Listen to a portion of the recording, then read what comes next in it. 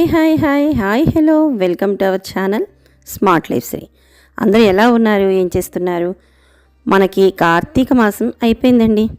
చూస్తుండగానే ఒక నెల్లాళ్ళు అయితే మనకి తెలియకుండానే అయితే దీపోత్సవాలతోనూ దీపారాధనలతోనూ శివకేశవుల ఆరాధనలతోనూ కార్తీక పౌర్ణమి సంబరాలతోనూ గడిచిపోయి ఇంకా రేపేనండి మనకి పోలిపాడ్యమి కదా. ఇంకా పోలిపాడ్యమి రోజు పూజ అనేది ఎలా చేసుకోవాలి, పూజ కన్నా ముందర మనం ఎలా అమర్చుకోవాలి అనేది నిన్నటి వీడియోలో అయితే అప్లోడ్ చేశాను. సో ఈరోజు మనం ఈ రోజువారీ వ్లాగ్తో పాటుగా, అంటే ఈరోజు వ్లాగ్ అనేది ఎక్కువగా అయితే చూపించట్లేదండి. ఎందుకంటే మనం చూడండి, ఇంకా మనకి తెల్లవారే ఈ పాటికి రేపైతే పూజ అయితే అయిపోవాలి. అంటే మనం సూర్యోదయం కన్నా ముందరనే దీపాలు అనేవి వదలాలి.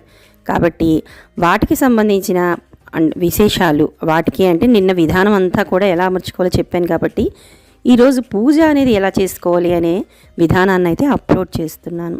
సో స్కిప్ చేయకుండా తప్పకుండా అయితే చివరి వరకు చూడండి. పూజ మొత్తం మనకి పూసగుచ్చినట్టు అంటారు కదా, అలా అయితే అర్థమవుతుంది.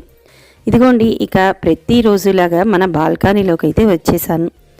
మన కృష్ణయ్య బృందావనం వైపు ఉన్న బాల్కనీలో మన దేవతా వృక్షాలైన మందారాలన్ని చెట్లు కూడా వేసాం. అందరికీ తెలిసిందే కదండి. కొత్త వాళ్ళు అయితే మాత్రం చూడండి, మన ఇంట్లో ఈ బాల్కనీలో ప్రతిరోజు ఒక్క పువ్వైనా పూస్తూ ఉంటుందండి. రెగ్యులర్ వ్యూస్కి అయితే తెలుసు. ఇంకా కృష్ణయ్య పక్కన అంతా వెతికి చూడగా మనకి ఒక 4 days ముందర చూడండి, చెట్టు అనేది చాలా నెలల తర్వాత ఒక పువ్వు పూసింది అని చెప్పాను కదా. మళ్ళీ అదే చెట్టుకి ఇదిగోండి అదే ఎర్రటి మందారం అనేది పూసింది. ఇది అప్పుడే 2వ పువ్వు అండి. అంటే దాదాపు 6 months బ్యాక్ ఈ చెట్టు అనేది పూయడం మానేసింది. అంటే మీకు నేను ప్రతిరోజు చూపిస్తున్నప్పుడు ఇటువైపే చూపించాను తప్ప ఇటువైపు పువ్వులు తక్కువే కదండి. మీకు తెలియదేముంది చెప్పండి. ఇంకా మొన్న 4 days బ్యాక్ ఒకటి చూపించా. ఇప్పుడు మళ్ళీ అదే చెట్టుకి ఇంకొక 2వ పువ్వు అనేది ఇక్కడ మనకి చాలా రోజుల తర్వాత పూసిందండి. పర్వాలేదు, ఒక్క పువ్వు అయినా కూడా మన కృష్ణయ్య మీద పెట్టడం మనకి చాలా ఇష్టం కదా. అందుకనే ఇక ఈ బాల్కనీలో పూసిన పువ్వుతో ఈరోజు మొత్తం అన్నీ కూడా పనులన్నీ కూడా స్టార్ట్ చేసేస్తున్నాను. ఇగోండి, స్టార్టింగ్ ఇంకా కిచెన్లోకి అయితే మనం లోపలికి రావాలి కదా. ఇక్కడ నుంచి మొత్తం పనులన్నీ కూడా ప్రారంభిస్తున్నాను. ఇక నేను చెప్పాను కదండి, ఈరోజు రెగ్యులర్గా నేను ఏం వండుతున్నాను ఏంటి వ్లాగ్ అంతా కూడా చేయలేదు. ఇంకా మార్నింగ్ వెలుతురైతే వచ్చేసింది, పిల్లల్ని బాక్సులు అది పెట్టి పంపించేశాను. ఇంకా ఇందాక చూపించిన పువ్వు కూడా విచ్చుకుంది కదా, దాన్ని అయితే ఇలాగా తులసి అమ్మ మీద అయితే పెడుతున్నాను. ఇంకా రేపటి పూజలో తులసి అమ్మవారికేనండి మనం చేసుకుంటున్న విధి విధానం. అంటే పోలీస్ వర్గం కాదని చెప్పుకుంటూ అమ్మవారి ముందు దీపాలు వదిలేవడం ఎలా, అంటే నదుల్లో దీపాల అవకాశం లేని వారు కూడా ఇంట్లో మనం పూజ అనేది ఎలా చేసుకుని నదిలో దీపాలు వదులుతుంటే వదలాలి అనే పూర్తి విధానాన్ని స్కిప్ చేయకుండా అయితే చూసేద్దాం.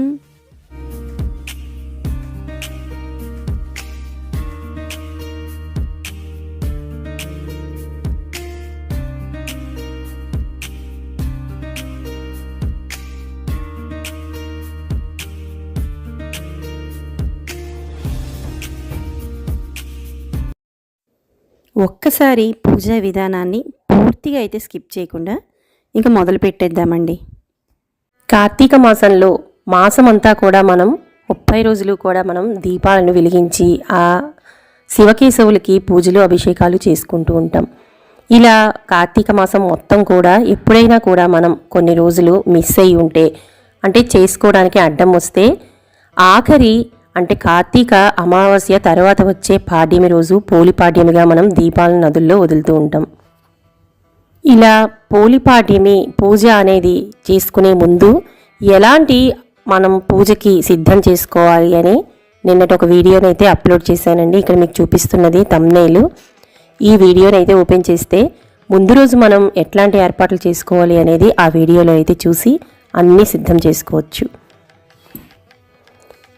ఇక ఈ పోలిపాడ్యమిలో పోలి నుంచి మనం తెలుసుకోవాల్సింది భక్తి ప్రధానం, ఆడంబరాలు కాదు.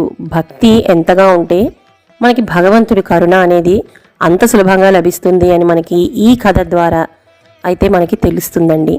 ఇలా పోలి చేసిన విధంగా మనమందరం కూడా ఆ పరమేశ్వరుని, ఆ కార్తీక దామోదరుని ఆశ్రయించి పూజ చేసుకుని నదిలో దీపాలను వదిలినట్లయితే మనం మన శక్తి మేరకు ఆ భగవంతుని ఫలితాన్ని కొంతవరకైనా కూడా మనం పొందవచ్చు. ఇక ఈ పూజా విధానంలోకి అయితే వెళ్ళిపోదామండి.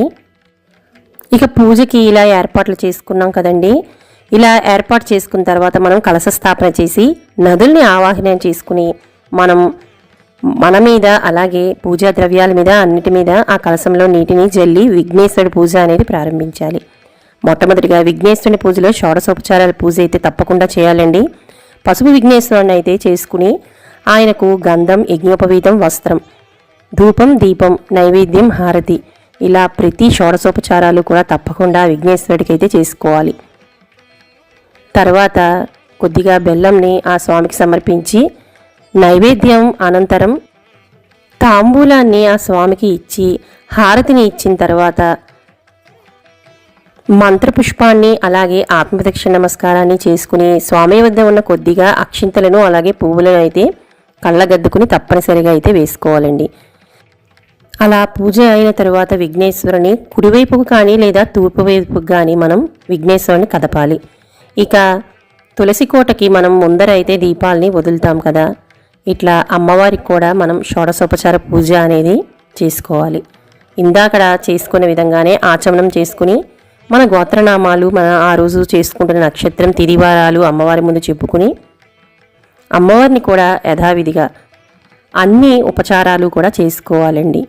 ఇలా మనం ఆ తులసి అమ్మవారిని ఆవాహనం, ఆగ్యం, పాద్యం అలాగే అమ్మవారికి అష్టోత్తర శతనామావళి ఇలా తులసీదేవికి మొత్తం మనం దామోదరుణ్ణి మనసులో కూడా తలుచుకుంటూ అమ్మవారికి శక్తి మేర అన్ని ఉపచారాలు అయితే చేసుకోవాలి. ఇక్కడ వస్త్రం, యజ్ఞోపవీతం అలాగే ఇక్కడ నేను చూపిస్తున్న తులసి అష్టోత్తర శతనామావళిని కూడా నేను ఇక్కడ చదువుకుంటున్నానండి. ఇలా అమ్మవారికి పుష్పసేవ అంటే పువ్వులతో అమ్మవారికి అధాంగ పూజ, ఇలా మనం అమ్మవారికి అన్ని ఉపచారాలు కూడా తప్పనిసరిగా చేసుకుని ధూపాన్ని అయితే వేసుకోవాలి. మనం చేస్తున్న ఈ ఉపచారాలు, పూజ అన్నీ కూడా సూర్యోదయానికి ముందే అయితే చేసుకోవాలండి. మనం నదిలో వదిలే దీపాలని సూర్యోదయం అవ్వకుండానే పాడ్యమి మొదలు మనం తిది ఉండగానే చేసుకోవాలి. ఇక అమ్మవారికి పుష్పసేవ అనంతరం అయితే ఇక్కడ నేను అధాంగ పూజ అనేది చేసుకుంటున్నానండి.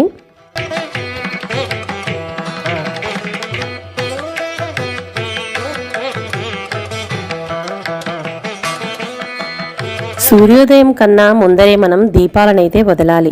ఇలా నదికి దగ్గరగా అవకాశం లేని వాళ్ళు ఇప్పుడు ఈ చూపిస్తున్న విధంగా ఇంట్లోనే అయితే మనం ఇట్లాగా పూజ అనేది చేసుకుని దీపాలను వదలచ్చు.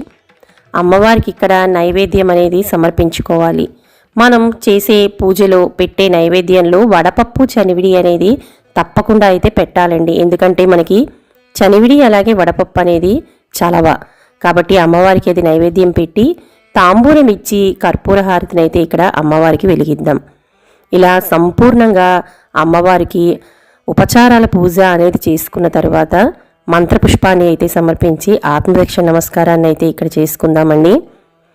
తర్వాత అమ్మవారికి చేసుకున్న కుంకుమ పూజలో కొద్దిగా కుంకుమని మనం నొసట ధరించి అలాగే అక్షింతలను కూడా మనం తలపై వేసుకుని కొద్దిగా అక్షింతలను అయితే చేత పట్టుకుని పోలీస్ వర్గం కథ అనేది చదువుకుందామండి. ఇక్కడ పోలీస్ వర్గం కూడా కథ అనేది నేను ఒక వీడియోనైతే అప్లోడ్ చేశాను. ఎవరైనా చూడని వాళ్ళు ఉంటే తప్పకుండా అయితే చూడండి. ఇక సంపూర్ణంగా ఈ రోజుతో మనం కార్తీక వ్రతాన్ని అయితే సమాప్తం చేసాం. ఇక మనం ఈరోజు ఇలాగా నీటిలో అంటే నదిలో దీపాలను వదిలితే కార్తీక ఫలితం మనకి పూర్తిగా వచ్చినట్టేనండి. ఇక మనకి నదిలో దగ్గరగా అంటే నదీ తీరానికి దగ్గరగా ఉన్న వాళ్ళు నదిలో అయితే దీపాలు వదులుతారు.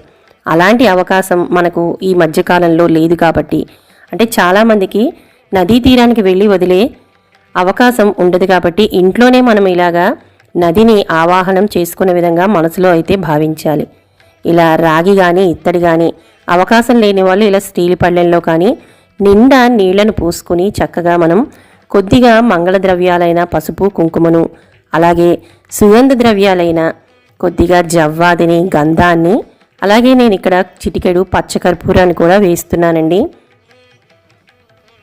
ఇలా సుగంధమయమైన ప్రతి వస్తువుని కూడా మనం ఆ నీటిలో ఆవాహనం చేసుకున్న తర్వాత పువ్వులతో అయితే మనం ఇట్లాగా పూర్తిగా ఆ నదీమ తల్లిని మనసులో తలుచుకుంటూ కార్తీక దామోదరుడికి ఇక్కడ 33 ఒత్తులను అయితే వెలిగించుకోవాలి. అరటి డొప్పలు లేని వాళ్ళు ఎలా చేసుకోవాలి అనేది చెప్పాను కదండి నిన్నటి వీడియోని ఒక్కసారి చెక్ చేయండి.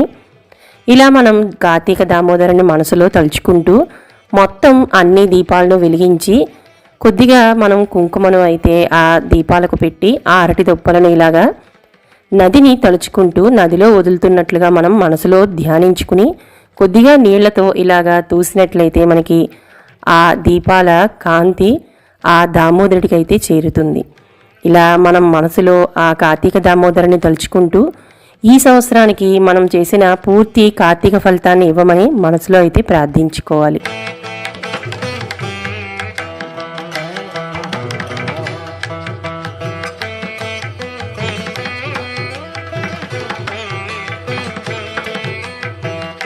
ఇలా మనసులో అన్ని నదులను ఆవాహనం చేసుకుని ఆ నదిలో వదిలిన దీపాలు ఆ దామోదరుడికి చూడండి ఎంత చక్కగా అయితే చేరతాయో.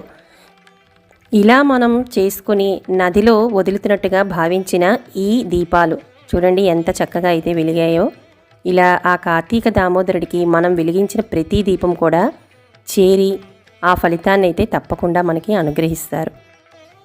ఇలా కార్తీక మాస ఫలితం మొత్తం ఆ దామోదరుడు నాతో పాటు మీ అందరికీ కూడా తప్పకుండా ఇవ్వాలని మనస్ఫూర్తిగా కోరుకుంటూ నా వీడియోస్ని మొదటిసారిగా చూస్తున్న వాళ్ళు తప్పకుండా సబ్స్క్రైబ్ చేసుకోండి. అలాగే నా వీడియోస్ని లైక్ చేయండి. మళ్ళీ రేపటి ఒక మంచి వీడియోతో మీ ముందుంటాను. అంతవరకు నమస్తే.